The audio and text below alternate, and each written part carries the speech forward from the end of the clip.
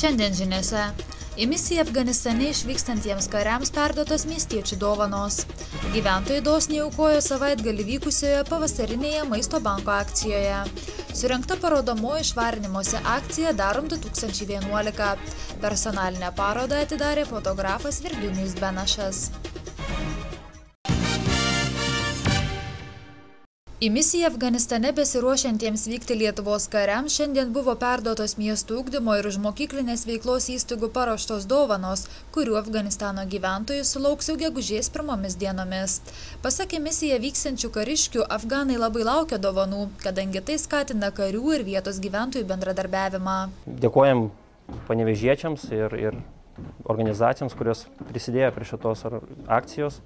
Ir tai, kaip ir sakom, tai irgi galina mus, nes mes jaučiam paramą iš visuomenės, konkrečiai iš panevėžiečių, o kadangi esam Panevėžio sudedamoji dalis, tai iš tikrųjų tos dovanos tampa mums svarbios, kaip ir kreditas mums važiuoti tenais ir patikėtos teisės. Antra vertus, tai iš tikrųjų bus svarbu kiekvienam tam vietos gyventojui, jaunuoliui, vaikui gauti, kad ir tokią smulkmeną, bet tai tikrai bus svarbi ir vardant geresnios ateities ir žmonėms galbūt, jei sakau, pakeis ginklą į vieną ar kitą dovaną. Iš tikrųjų, tai atliekant misiją tenai, labai daug būtent prisideda tokios neformalios dovanėlės, tiesiog kaip čia pasakius, dėmesys žmonėm ir dėmesys vaikam. Žmonės labai džiaugiasi, mielai tai priema ir tai tiesiog suartina žmonės. Tai galbūt parodo tam tikrus jausmus, neabejingumo tiem žmonėm, kad tu tiesiog kiek tu gali, tiek tu prisidedi prie to ir dar atnešdama žinutę, kad tai yra mūsų šalies vaikų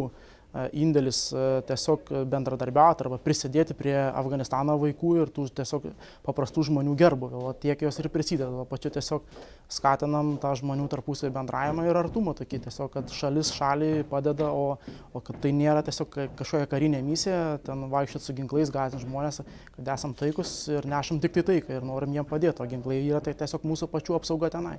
Afganistano gyventojams bus nugabenta Panevėžio miesto moksleivių nupieštų piešinių padarytų rankdarbių žaidimų. Dovanomis afganistanietėms moterims pasirūpino miesto soroptimistės, o futbolo kamuolių siunčia futbolo akademija.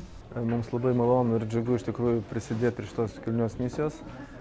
Mes, kuom galėjom, tom prisidėjom, aišku, futbolo akademija įpareigojo atvežti kamuolius, tai mes tais kamuoliukais ir prisidėjom prie šitos provincijos vaikams, kad nuvežtų, padovanotų kamuoliukų, kad jie galėtų žaisti ir taikiai gyventi. Prie paramos Afganistano tautai prisidėjo ir Panevėžio soroptimisčių klubas. Šiemet klubas kaip tik švenčia 10-metį ir kadangi buvo karių išreikštas toks pageidavimas, kad ten moteris irgi nori būti gražios ir puoštis, tai mes nupirkom papuošalų, kosmetikos, o taip pat, kadangi labai yra sudėtinga situacija mokyklose, tai suruošėm ir kanceliarinių prekių paketą. Į pusmetį truksiančią misiją Afganistano Goro provincijoje vyks daugiau nei 100 Lietuvos karių. Pagrindinė misijos užduotis – padėti Afganistano valdžiai plėsti įtaką provincijoje, užtikrinti saugumą ir sudaryti tinkamas sąlygas provincijai atkurti. Savaitgalį net 47 šalies miestuose vyko pavasarinė Maisto banko akcija, kurios metu gyventojų buvo prašoma aukoti maisto produktų alkstantiems.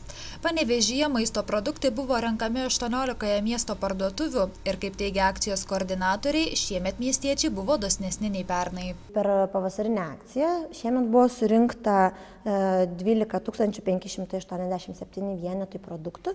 Tai produktų kaina yra 39 690 ir 98 centai. Tai čia yra dar ne visiškai tikslus rezultatai, nes laukiam per kelias dienas, kad organizacijos patikslintų. Tai čia yra tokie preliminarūs.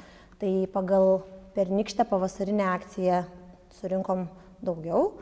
Nelabai žymiai, bet džiaugiamės tuo, kad kažkiek tai pavyko daugiau surinkti. Maisto banko akcijoje dalyvavo per 20 Panevėžio mieste veikiančių labdaros ir paramos organizacijų. Daugiausiai maisto produktų surinko agentūra SOS vaikai, gausių šeimų bendrija Panevėžio šeimyna, Švento Juozapo globos namai. Daugiausiai šiemet, kaip ir pernai, gyventojai aukojo makaronų. Buvo daugiausiai paaukota tai makaronų, taip pat mėsos konservų labai džiaugiamės, kad buvo nemažai surinkta, tada kruopų, miltų ir arbatos.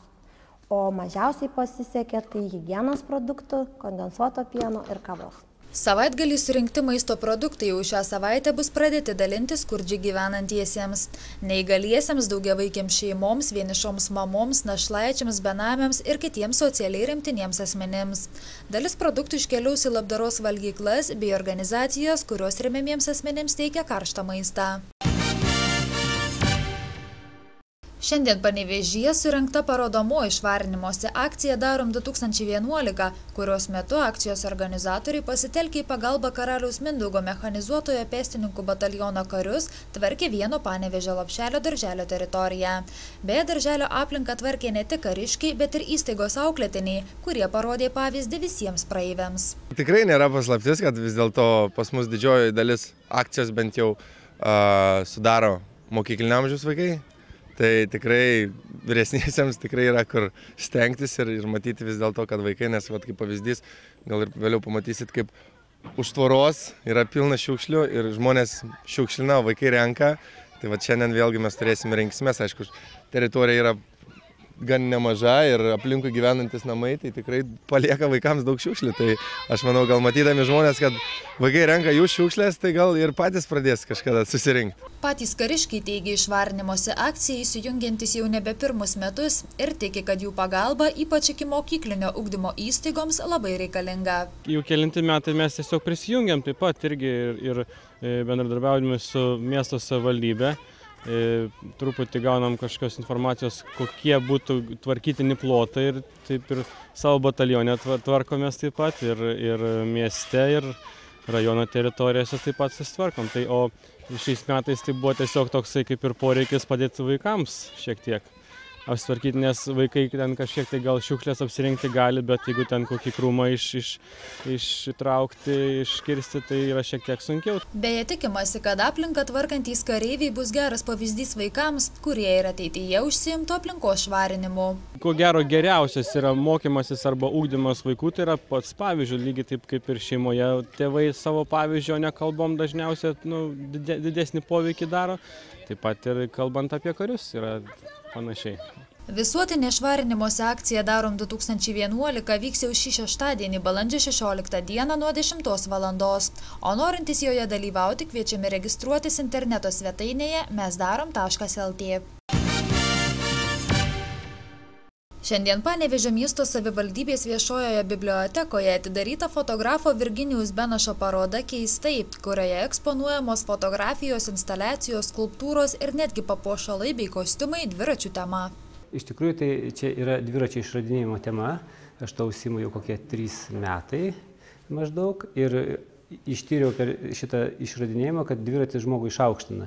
Visuomet važiuojant dviračiu, galva yra žymiai aukščiau negu sėdinčio automobilyje ir netgi einančio pėsčiomis.